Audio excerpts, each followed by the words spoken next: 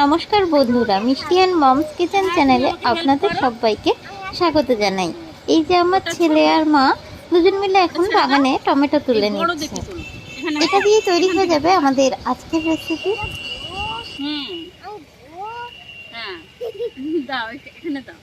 এবার আমি আরো বড় বড় তুলবো। হ্যাঁ, এই দেখো অনেকটা ভিতরে তো তুমি হাত পাবে না। এই যে তুমি এটা ধরো,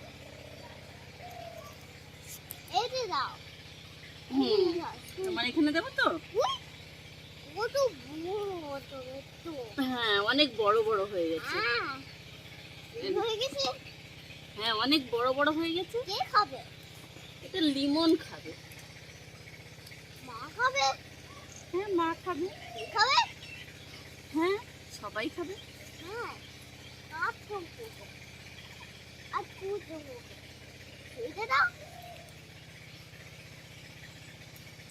তুমি ধরতে পারছো তো? হাত ব্যথা করছে না তো? ওই দিক থেকে নিয়ে চলো। দিয়ার হাতে দাও, দিয়ার হাতে দাও। অনেকটা ভারী। হ্যাঁ, অনেকটা ভারী। অনেকটা ভারী। আচ্ছা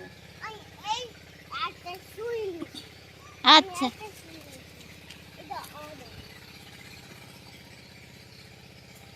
এসো।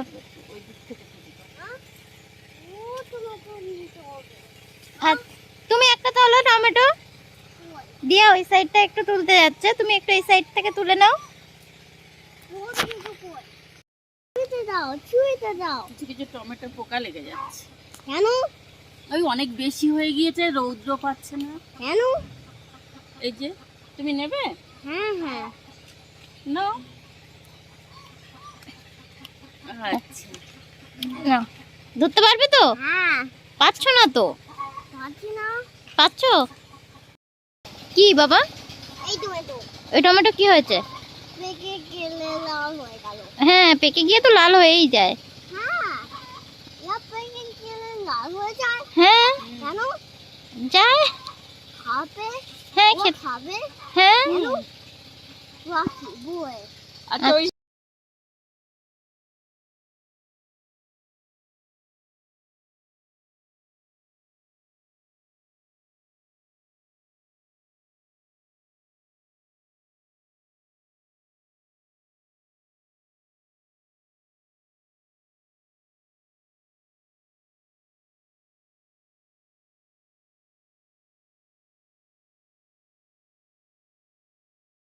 আজকে আমার রেসিপি পুঁটি মাছ দিয়ে কাঁচা টমেটোর টক। তো এই রেসিপিটা বানানোর জন্য একদম পুকুরের জ্যান্ত মাছ নিয়ে নিয়েছিলাম, পুঁটি মাছ। তো সেটাকে কেটে পরিষ্কার করে ধোয়া আছে, আর বাগান থেকে তুলে নিয়েছি কাঁচা টমেটো। এছাড়া যে উপকরণগুলো লাগছে সেগুলো চলুন দেখে নেওয়া যাক। তো পুঁটি মাছ, টমেটো তো আছেই, তাছাড়া লাগছে লবণ, হলুদ, পাঁচফোড়ন, কাঁচা লঙ্কা এখানে দুটোকে কেটে নিয়েছি, আর অল্প পেঁয়াজ কুচি, জিরে গুঁড়ো, আর রান্নাটা আমি সর্ষের তেলে করব।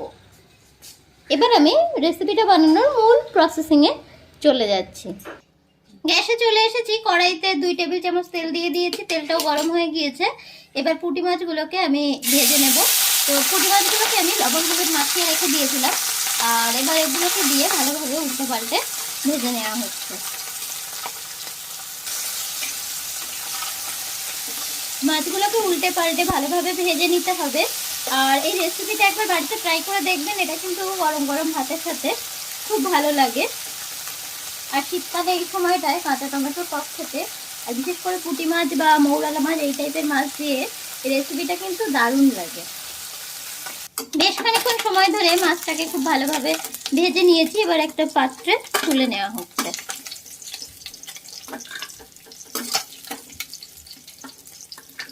টকের জন্য খুব বেশি কড়া করে ভাজার দরকার নেই, দেখুন একেবারে কাঁচাও না আবার খুব কড়াও না, মিডিয়াম ভেজে নিয়েছি মাছগুলোকে, আর একটা প্লেটে তুলে নিয়েছি। ওই তেলের মধ্যে এবার দিয়ে দিচ্ছি একটু পাঁচফোড়ন, দিয়ে দিচ্ছি পেঁয়াজ কুচি, এখানে ছোট সাইজের একটা পেঁয়াজ কেটে রেখেছিলাম ওটাকেই দিয়ে দিলাম। এবার এটাকে একটু ভেজে নিয়ে দিয়ে দিচ্ছি কাঁচা লঙ্কা, 2টো কাঁচা লঙ্কা এখানে কাটা ছিল সেটাই দিয়ে দিলাম। এবার একটু হালকা ভেজে নিতে হবে।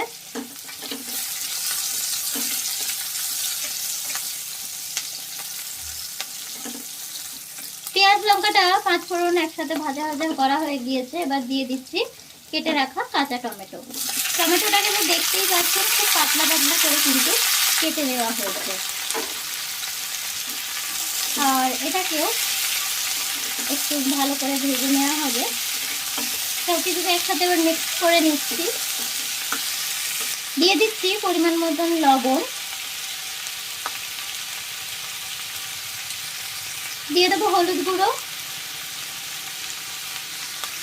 এবার এই পর্যায়ে এগুলোকে ভালো করে মিক্স করে নেব। আর এই সময় লবণটা দিলে টমেটোটা কিন্তু তাড়াতাড়ি একটু নরম হয়ে আসে। প্রায় মিনিট খানেক সময় ধরে এটাকে হাই ফ্লেমে আমি ভেজে নিয়েছি আর সব কিছু সুন্দরভাবে মিক্স হয়ে গিয়েছে। এবারে লো ফ্লেমে এটাকে ঢাকা দিয়ে রেখে দেবো 5 মিনিটের জন্য।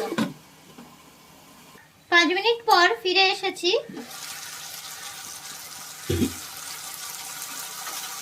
এবারে একটু জিরে গুঁড়ো উপর থেকে ছড়িয়ে দিচ্ছি। এখানে 1 চামচ পরিমাণে জিরে গুঁড়ো দিয়ে দিলাম। এবার এটাকে একটু মিক্স করে নেব। সব কিছুকে খুব ভালো করে মিক্স করে নিলাম, জিরে গুঁড়োটা দেওয়ার পরে। এবার দিয়ে দিচ্ছি পরিমাণ মতন জল।